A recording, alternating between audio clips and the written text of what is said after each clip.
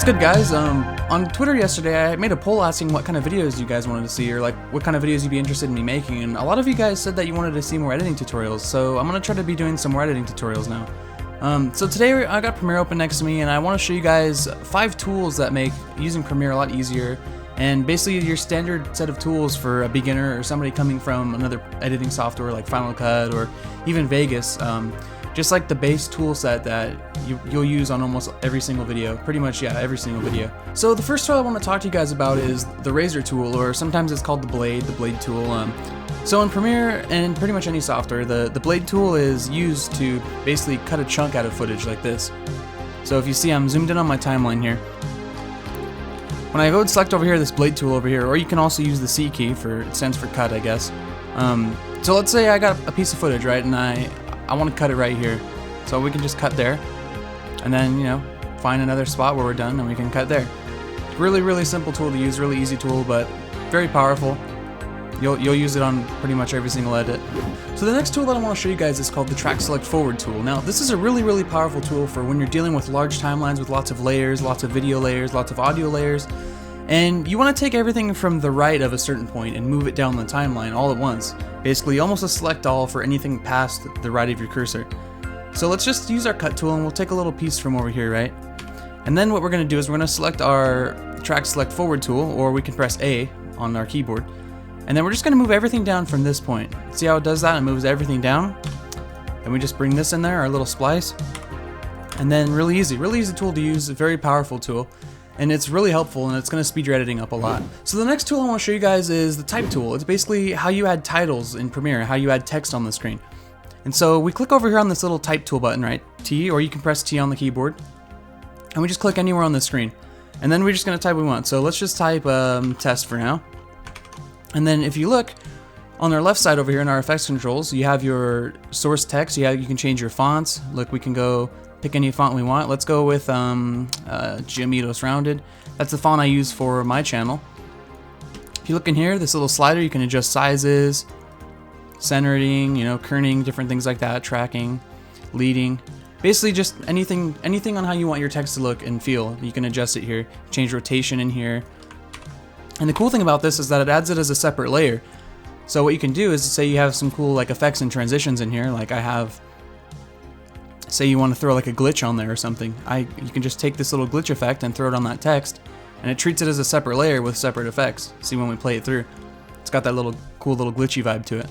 So that is a really cool tool, and that's basically just how you add text to any video in Premiere, or any video you're editing. So the fourth tool I want to show you guys is not really a tool so much, but it's more of like a method or a feature. So say before, like with our Track Select Forward tool, how we wanted to cut a little piece from over here and we wanted to splice it in between over here somewhere, right? So what a ripple delete is you can click this little gap right here, and when you press the delete button, it moves everything down from the right of that, and it just basically cuts the gap out. Sometimes you'll hear it called like shooting gaps, or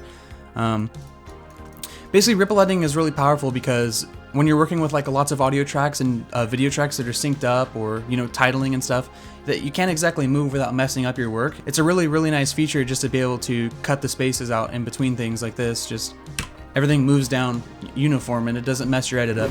So the next thing I want to show you guys is default transitions. Now, default transitions are really cool and really simple, and they really speed up your editing process, because instead of having to go all the way over here to video transitions and dissolve and find a dip to black, like say we want our footage to dip to black at the end, right, like this.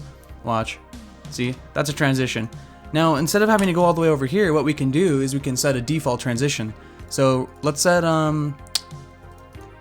dip to black as our default transition, right? So you just right click it and select it as default. So then what you do is you find the place where you want to add your default transition. So let's say we want to go between these two clips. We want to add transition. We don't want to go through all the trouble of going to this effects panel.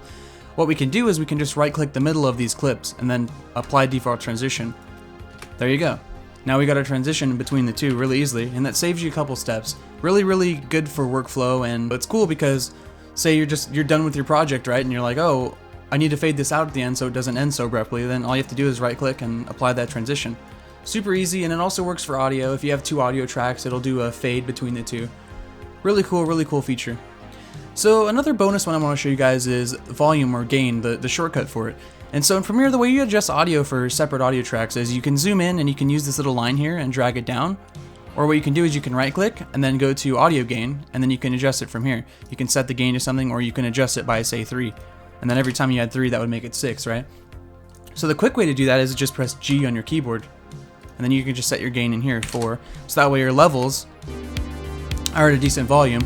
Say this is too loud, we need to turn this down, right? So we just put that to -5. And then our audio is at a reasonable level.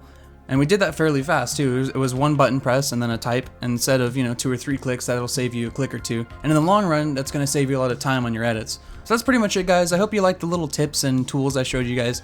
If you want to start getting into videos and editing and using Premiere, these are tools that you're going to have to get used to using, because every single edit you're going to be using these tools nonstop.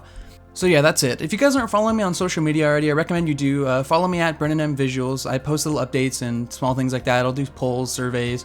Whenever I have a video go live, I'll post it out there so you guys can catch that. If you want to interact with me, ask me questions, I'll answer. But that's going to do it for this tutorial, so I hope I can see you guys in the next one. Bye!